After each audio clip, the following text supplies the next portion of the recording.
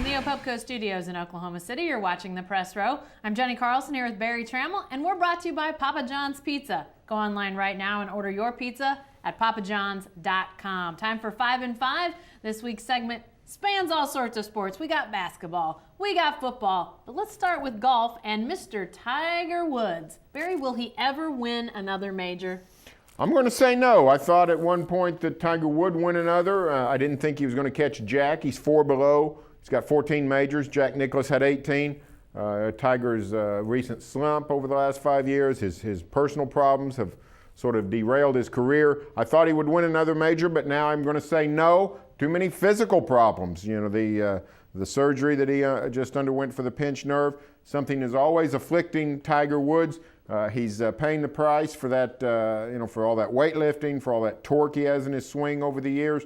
Jack Nicklaus went 38 years without missing a major. Tiger Woods seems to miss on a regular basis. I'm going to say no more majors for Tiger. Yeah, I'm going no as well. And yeah, a lot of people want to point to what happened with Tiger mentally and how the off the course stuff might have affected him.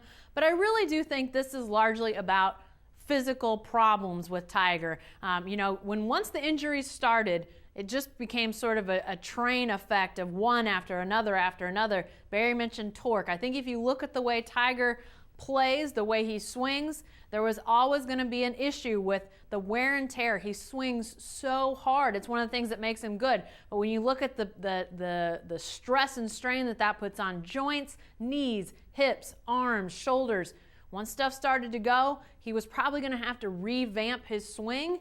And I don't think he's done that to the point that he's able to handle the physical things that he's got going wrong and win golf tournaments. Jack had that swing that was nice and easy, didn't really ever affect him physically. Tiger's just not there. One of the things that made him great was that really hard physical swing. All right, Barry, what about this? MVP, NBA MVP is what we're talking about. Signed, sealed, delivered?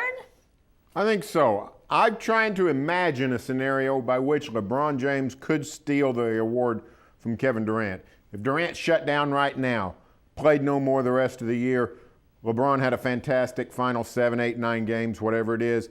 Would that do it? I don't think so. I don't think anything could happen that would knock Durant out of the driver's seat. If he starts playing terrible, maybe, but when's Kevin Durant ever played terrible on a basketball court? It's not going to happen. I think the MVP trophy's headed to Oklahoma City. I do too, and you know what? I think this string of 29-point games or 29-plus point games will continue.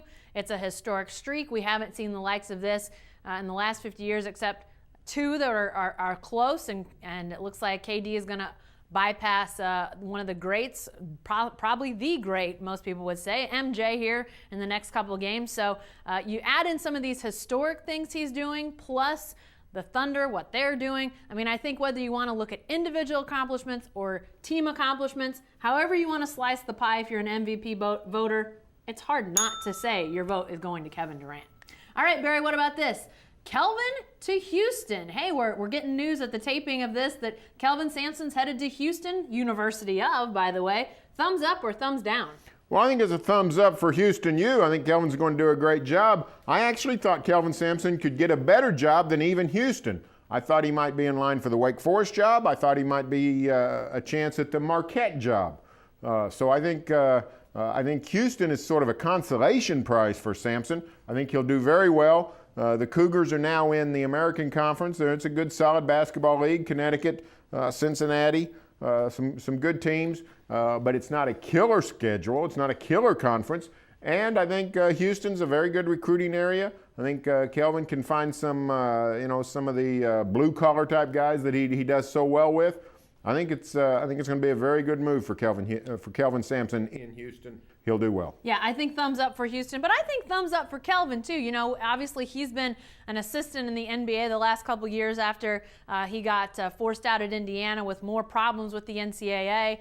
He had restrictions on him, so that really limited him with any sort of college job. But now that that's off, he's able to get back into the college realm. He was a name mentioned a couple of different times for NBA jobs, but listen, he was going to get a job that was going to be tough to win. He was going to get a Detroit or a Philly or somewhere that's just really going to be a tough road to hoe, and that's tough for him. So I think the fact that he's going to Houston, I think he's going to be successful, and who knows where this takes him.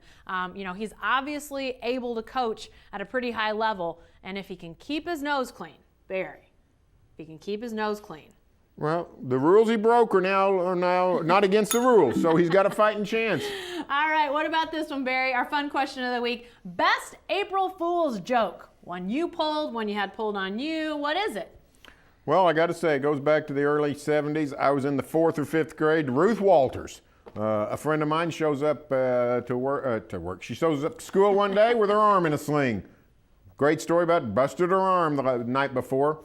So she goes through the whole day of school. Silly us, we didn't know. We didn't know what day it was. We didn't know April 1st was April Fool's. We didn't know anything except Ruth walked around all day with a broken arm and her arm in a sling. And at the end of the day, some ceremony or something, she walks to the front of the class, starts unwrapping her arm, says, April Fool's. So she got us for 7 or 8 hours. She should have casted it and have you sign it there or you something. go. Now, that would have been something. I actually don't remember any great April Fools from my childhood, but we had one. I'm going to give this to you folks, and you can use it because we all fell for it here at the office. One of our great video guys, Grayson Cook, sent out an email yesterday morning saying, I've got homemade brownies, come and get them. And he had a tin sitting by his door and people were flocking in there. And you know what? He had a tin full of E's cut out of brown construction paper. Brown E's. Ha! Use it! People will flock to your desk, flock to your office to get those brown E's. All right, lastly, Barry, Orange Blitz. It's not the spring game at OSU, it's the Orange Blitz. They're going to have a little scrimmage, a little practice, whatever they're going to do. But who's the player you're most excited to watch? Strangely enough, it's not a quarterback. What? I've seen J.W. Walsh play.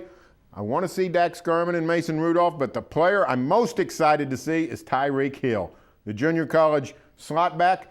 Mike Gundy's been putting him at tailback. He went 75 yards with a handoff in yesterday's scrimmage, and let me tell you, when he gets in the open field, you don't catch him. So Cowboys are doing whatever they can to get him the ball, including using him some at tailback.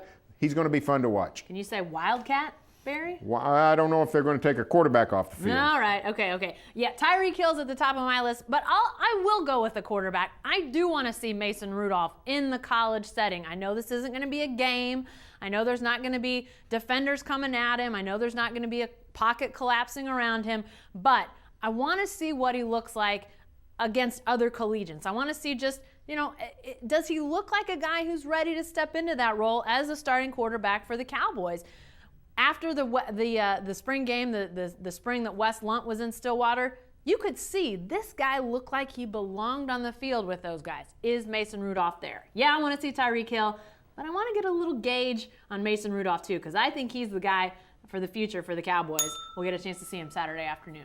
Hey, be sure to stay with the best coverage team anywhere at newsok.com and every day from the Oklahoman.